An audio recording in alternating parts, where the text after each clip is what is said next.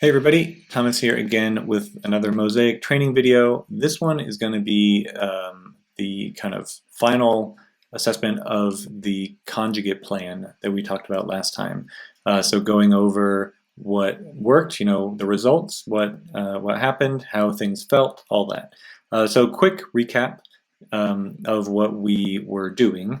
So this was a different type of structure, but a lot of it was similar to the linear periodization at the high level. So we did 3-week mesocycles, so 3 weeks of work time with 1 week of deload. And I should have put it in here, but I actually did 4 total cycles, so 12, or sorry, 3 total cycles, so 12 total weeks of this workout. One was kind of fiddling around and figuring everything out, and then 2 were like locked down, knowing what I was doing. Again, the difference here is we were kind of working on everything during the week. So we had 2 days that were focused on strength and 2 days that were focused on power. And each of those days had a primary workout both for fingers and for large muscle groups, basically everything other than fingers. And then followed by these kind of accessory exercises, which were mostly hypertrophy, but also kind of injury prevention, prehab, kind of targeted exercise. And then the other piece of this plan that we were looking at was the use and variation in the workout that we were actually doing to kind of avoid this plateau that would occur if our body got accommodated too much. Oops. Okay, so let's just jump into the results real quick. And you can see here that there's a lot of green over there, which is a good thing in our case. So I've been using green as an indication that I've improved in that area, and red as an indication that I've gotten worse, and then white is just no change. And you can see here, basically we literally either improved or maintained every aspect of our assessment. I keep using the royal we, sorry. I either improved or maintained every aspect of my assessment here. And you can see even 4 of those areas I got a PR in. So I think this is probably one of the most promising results that I've seen here. There's not a huge amount to call out in specific, which is something to call out by itself, is the fact that each of these gains, if you look through, they're not huge. They're not some monumental breakthrough that I figured out what exercise worked for me for my hangboard training or whatever. It's just incremental improvement, but across the board, which is kind of the exact aim of this type of training plan. Okay, so going back to the previous video, there are a couple things that I wanted to test out and to really think about when we're assessing the plan as a whole, is how well the idea of mixing in hypertrophy after a strength workout did. So for example, one of the things that I did was a hard hangboard workout, max hangs, followed by a repeater workout. And that's something that I hadn't tried before, and it turns out it works really well. You want to be fresh for your max effort, your primary exercise, in that case like a hangboard workout. But to do a hypertrophy workout, you don't need to be fresh. In fact, it's probably not a bad thing to carry in a little bit of fatigue into it. You just need to grind your way through and to get pumped out of your gourd, essentially, to see the benefit. And so that is a really great way to make a more efficient training plan and training schedule for busy people. The second part, it was the variation that we had built into the plan to help avoid accommodation. And I would say this, I wouldn't call it a failure, but I think I erred way too far on the side of too much, or of over variation. So we'll talk about it in a sec, but changing edge sizes, between rotating specifically between 3 edge sizes to avoid accommodation in a hangboard workout, I think that was too much.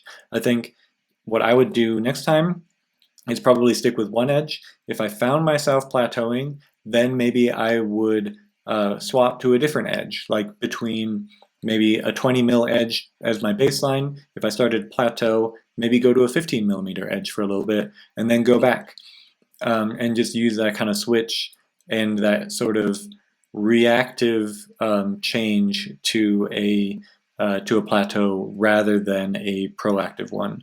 I think in the case of climbing works pretty well. So the pros to this plan is there's a lot of variety. You can see each day was pretty much a totally different workout. And compared to the linear periodization, those got old quick. Doing that many repeater workouts, day after day after day gets pretty boring. So that's one pro.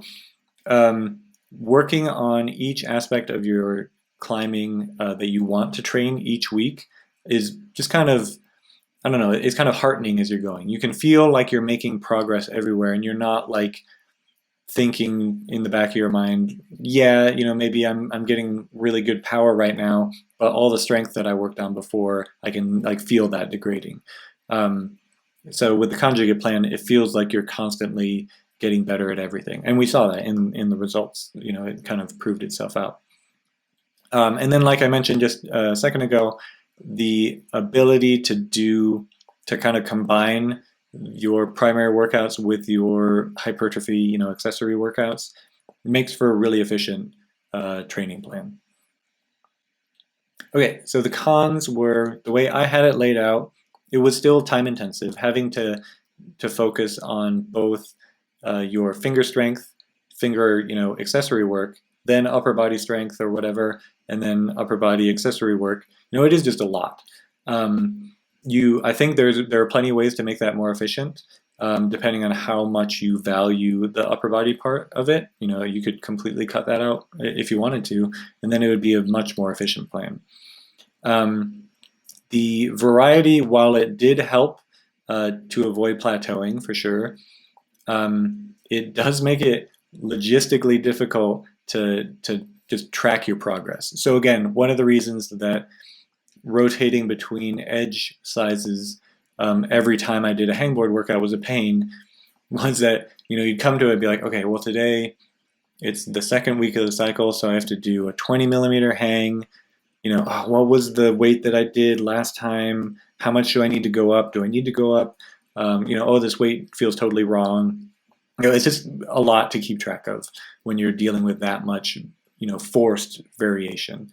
And then kind of following on to that, it's just sort of hard to know what you're supposed to be doing unless you have your spreadsheet up the whole time. If you're like, well, it's Friday, so it's a power day. I forget if I'm supposed to be deadlifting, and even if I am, like which variation am I supposed to be doing today?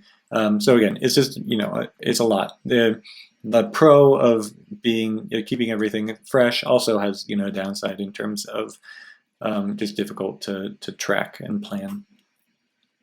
Okay, so for who I think could benefit from this structure, I would say this would be pretty ideal for somebody who was looking to climb year-round. So I live in Colorado, where you can pretty much get out every month of the year. There are always going to be crappy times, but even in the dead of winter, there are going to be a few nice, warm, sunny days that you could go out to a crag and work on something.